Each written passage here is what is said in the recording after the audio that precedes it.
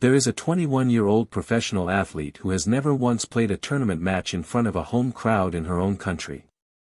Not one. And yet 3 different times this summer, in 3 different countries, she has walked out to a stadium that sounded exactly like a home game. That should not be possible. Stay with me, because by the time this video ends, you are going to look at every single one of her matches differently, and you might even find out your own neighborhood has a part in this story. Here is the question that nobody in tennis media has really sat with. If a player has no home tournament, no domestic tour stop, nowhere on the calendar that belongs to her country, then where exactly does a stadium shaking, flag waving, chant singing home crowd actually come from? The easy answer is that she built it, match by match, win by win. I am going to show you why that answer is incomplete, and why the real explanation has been quietly sitting in specific neighborhoods, in specific cities, for decades before she ever picked up a racket. Before we go further, if you are the kind of person who likes finding the real story underneath the headline, do one thing for me. Hit subscribe right now, because we tell this kind of story often, and there is a very real chance that somewhere in the comments below, someone from the exact community we are about to talk about is watching. If that is you, I want to hear from you by the end of this. Subscribing means you will not miss it. Let's start with the basics, quickly, so we are all standing on the same ground. Alex Eala is 21 years old, a left-handed player from Quezon City in Metro Manila, trained since her early teens at the Rafael Nadal Academy in Spain.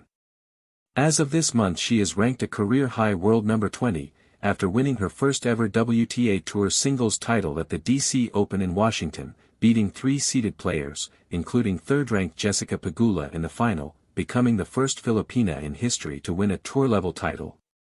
Back in 2025, at the US Open, she became the first Filipino player in the Open era, male or female, to win a Grand Slam main draw singles match, coming back from a 5-1 deficit in the deciding set to beat 14th seed Clara Tauson in a marathon third-set tiebreak. This year at Wimbledon, she beat defending champion Iga Swiatek and reached the second week of a major for the first time in Philippine tennis history. That is who she is on paper. Now let's talk about what paper cannot explain. Here is the first strange fact. Alex Eala has no home tournament. The Philippines does not host a WTA event on the tour calendar. She has never played a professional match in front of a crowd on Philippine soil. And yet, in a stretch of about 5 weeks this summer, she has walked onto court in Washington, in Toronto, and now in New York, and each time it has looked and sounded like a home game. Players with an actual home country on tour usually get that feeling in one city, maybe twice a year. She is getting it everywhere. So hold that thought, because it gets stranger. Here is the second fact, and this one has an exact date attached to it. August 24th of last year, at this very same Flushing Meadows complex. Eala was ranked 75th in the world, a first-time Grand Slam main draw player, going up against a seeded opponent in Clara Tauson. By every normal measure, she was the outsider that day. And yet during the first set, Tauson complained to the chair umpire, more than once, about how loud the crowd was getting during live points, loud enough that the umpire had to remind spectators to hold their reactions until the point had finished. That is the kind of partisan noise you expect at a home Grand Slam, not from a 75th ranked player in her tournament debut. So who, exactly, was already in those seats on a Sunday morning, loud enough to rattle a top 15 opponent? Hold that thought too, because the third fact is the one that made me stop and rewrite this entire script. Mark Ine is the chairman of the DC Open in Washington. He has run that tournament for years and watched plenty of big names draw plenty of crowds. Weeks before this year's event even started, he revealed that at least 80% of the questions his ticketing office was receiving were about one single, unseeded player, in a field that included Jessica Pegula, Naomi Osaka, and the defending champion. Now, normally, when a rising player draws a bigger crowd, it happens gradually. A little bigger this year than last year. That is what an audience being built, one convert at a time, actually looks like. That is not what happened in Washington. The demand showed up fully formed, before she had played a single match there. Which means the demand didn't start with her performance. It was already waiting. So here is the assumption almost every piece of coverage this summer has quietly been running on without saying it out loud. The assumption is that Alex Eala is building a fan base, one win at a time, and the noise following her around North America is the sound of new converts joining in real time. Part of that is true. But listen carefully to how two of the most credible voices in the sport have actually described it. Broadcaster Lindsay Davenport, calling that DC Open final, remarked on how many more fans the sport has picked up because of Eala since last year. Notice that word, more. Not the fans. More of an audience that clearly already existed. And after that same final, Jessica Pegula told reporters how gracefully Eala has handled the fandom and the spotlight that has followed her because of where she's from. Listen to the direction of that sentence. The community is the one doing the embracing. The player is the one receiving it. Two respected figures in the sport, describing the same phenomenon, both using language that quietly gives the credit to a community that was already there, waiting to show up. So here's the reframe I want to put in front of you. The crowd you're watching in every one of these highlight clips is not a fan base she assembled from nothing. It is a diaspora that already existed, in specific neighborhoods, for generations, and she gave it a reason to gather in one place at the same time. She didn't create that community. She activated it. I want to be careful with that idea, because it is doing a lot of work, so let me give you the proof. Start in Queens, New York, the same borough that holds Flushing Meadows. According to the Asian American Federation's most recent community profile, there were roughly 94,000 Filipino New Yorkers as of 2023, more than half of them living in Queens. That community has a name for its own stretch of Roosevelt Avenue, Little Manila, a corridor of Filipino restaurants, remittance offices, and community institutions that has existed since the 1970s, long before Eala was even born in 2005. Zoom out to the wider tri-state region, and a Census Bureau estimate from a decade ago already put the number above 260,000 Filipino Americans across the greater New York metropolitan area. That is not a fandom. That is infrastructure. An infrastructure like that, when it finally has a reason to show up in public, doesn't arrive gradually. It arrives all at once, which is exactly the pattern Mark described in Washington. Now go north, to Toronto, where a very similar thing happened just weeks ago. The moment tournament organizers announced Eala's second-round match at the National Bank Open, roughly 3,100 additional tickets sold almost immediately, turning the 12,500-seat Sobeys Stadium into a sea of Philippine flags for her tournament debut. Tournament director Carl Hale said plainly that he had never seen a player ranked outside the top 5 have that kind of pull on ticket demand. Toronto happens to be home to the largest Filipino diaspora community in Canada. That's not a coincidence. That's the same pattern showing up in a second country.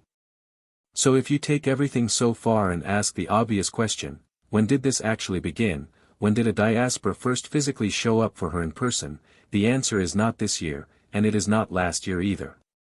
September 2022. The US Open Junior Girls Final. Same city, same tennis complex. A 17-year-old Alex Eala beats the second seed to become the first Filipino, at any level, to win a Grand Slam singles title. Boxing legend Manny Pacquiao, a man who understands diaspora crowds better than almost anyone alive, having built his own career on the backs of Filipino fans packing arenas in Las Vegas and Los Angeles, publicly congratulated her, calling her a source of national pride and telling her to keep being an inspiration. He wasn't just talking to a teenager. He was talking to a community that had already assembled around her 4 years before her first WTA title, 4 years before Wimbledon, 4 years before this week in New York. They didn't show up to see what she would become. They showed up to see her come back. Now here's where I need to be honest with you about the limits of this reframe, because a story like this only means something if it's willing to admit what it doesn't know.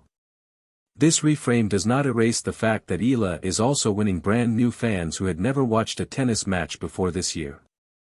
That growth is completely real, and it's happening on television screens across North America every single week.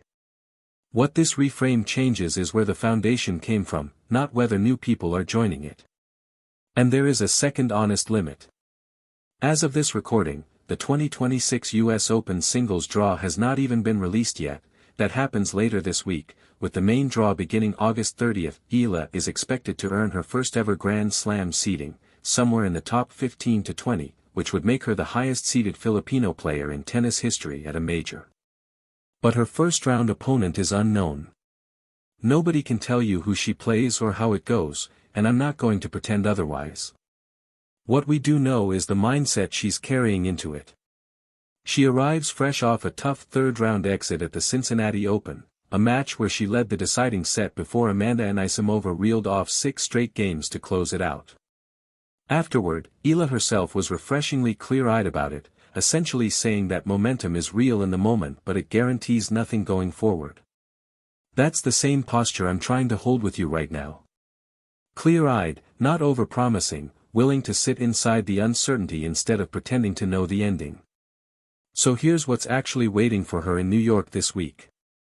A wild-card mixed doubles pairing with world number 4 Felix Auger-Aliassime, who has openly admitted, almost laughing about it, that he expects to be the one riding on somebody else's crowd for once in his career. An exhibition match on Arthur Ashe Stadium alongside some of the brightest young names in the sport. And, days later, the start of a singles campaign where, for the first time in her career, she'll walk out as a seeded player at a Grand Slam, carrying a Diaspora with her that has been waiting in Queens, in New Jersey, in Toronto, for a lot longer than most people realized. Let's bring this all the way home. When Eala steps onto her assigned court at Flushing Meadows next week, the loudest section in that stadium will not be a fan base she personally recruited one match at a time.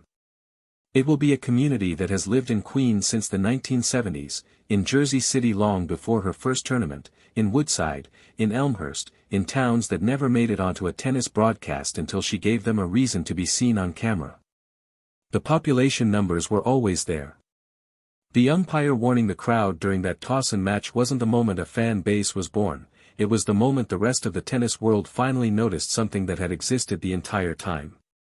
Mark Ine's surprise in Washington wasn't about a phenomenon appearing out of nowhere. It was a tournament chairman realizing an audience had shown up before his own marketing team had even planned for it. The reason her matches sound like home games in cities she has no formal connection to isn't that she's finally earned a place in someone else's room. It's that she already belonged to somebody, a very specific somebody, and that somebody has been waiting a long time. If you're watching this from Queens, from Jersey City, from Toronto, from Washington, from Manila itself, or from anywhere the Filipino community has quietly existed for decades, tell me in the comments which neighborhood was your own first little Manila. Let's build a map of this diaspora together in the replies, city by city, before the world ever catches up to it. And if this kind of story is exactly the kind of thing you want more of, subscribe now, because we do this often, and there is a very real chance the next one is about your own city. I'll see you back here once that US Open draw finally drops, because whatever name lands across from hers in that bracket, one section of that stadium already knows exactly who they're there for.